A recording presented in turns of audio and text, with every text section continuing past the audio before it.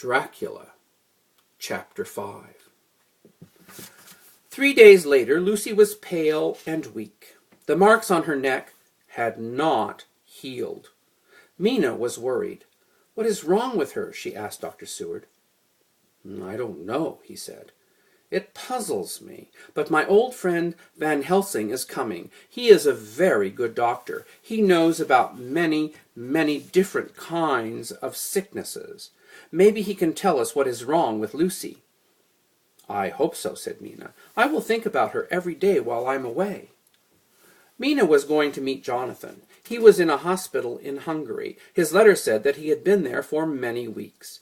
At first he had not known who he was or where he was. Then slowly he had gotten better. Now he was well enough to travel. Mina could bring him back to England. A few days after Mina left, Van Helsing came to see Lucy. "Hello, my dear. How are you feeling?" he asked. Lucy tried to sit up. She was very weak. "I am so tired," she said. "Rest, rest," said Van Helsing. He sat down and took Lucy's hand. "When did you first feel this way?" "Last week," said Lucy, "right after—" "Right after what?" asked Van Helsing. "Right after my dream." "Tell me about it," said Van Helsing. "I dreamed that something called me out of bed, to Eastcliff, and when it called, I followed. I had to." "What was it?" asked Van Helsing. "It was long, dark. It had red eyes, and its teeth were white." Lucy's hand went to her throat.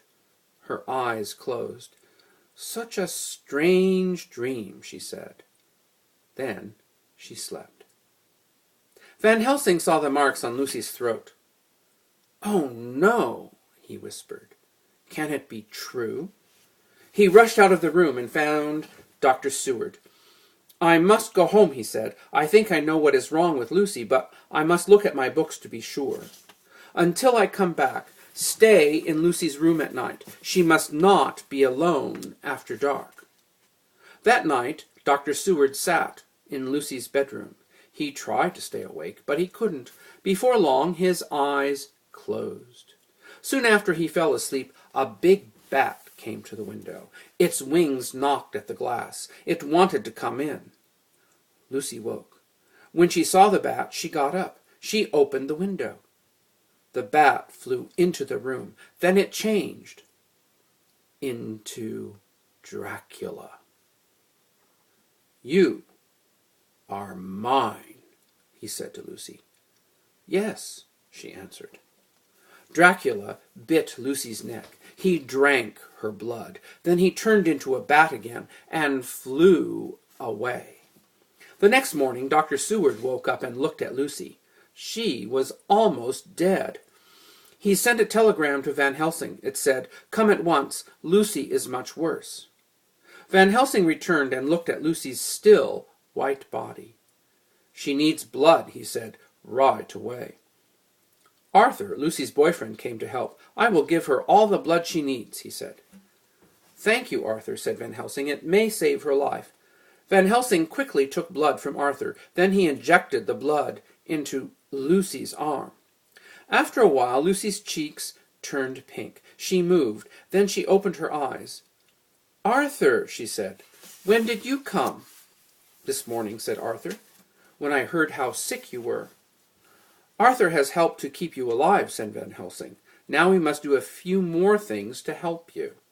He opened his bag. "You must wear these flowers around your neck. I will hang more of them over your door." "Garlic flowers?" said Lucy. "What good will they do?" "They will protect you," said Van Helsing. "Keep them around your neck. It is important. And do not open the window. Promise me." "I promise," said Lucy. Late that night, Lucy heard a high, sharp cry outside her window. A minute later, her bedroom door opened. Her mother came in. "I heard a strange sound," said Mrs. Westenra. "Are you all right, Lucy?" "Yes, Mother," said Lucy. "You will get cold standing there. Come and lie in bed with me." Mrs. Westenra lay down beside Lucy. She saw the garlic flowers around Lucy's neck. "Why are you wearing these silly things?" she asked. She pulled them off. "Dr. Van Helsing said I must keep them on."